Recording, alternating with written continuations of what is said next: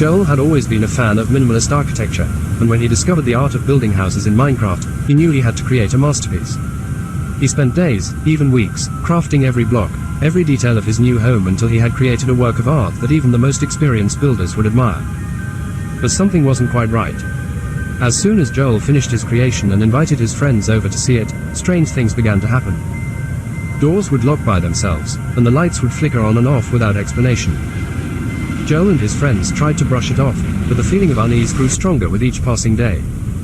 One night, Joel woke up to find the walls closing in on him, and the blocks started to shift on their own. He tried to escape, but the house seemed to have a will of its own, determined to keep him inside. Joel knew he had to seek help, but who could help him with such a bizarre situation? He turned to an expert in Minecraft, who had seen his fair share of strange occurrences in the digital world. The expert discovered that the house had developed a mind of its own and was determined to maintain its minimalist style at any cost. As the expert delved deeper into the mystery, Joel realized that he had made a grave mistake by creating such a beautiful but evil house.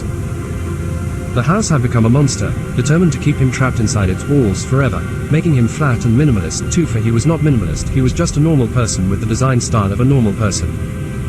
He wasn't perfect as his creation was, that the house wanted to destroy him. Joel and his friends had to use all their wit and strength to outsmart the house and escape its clutches.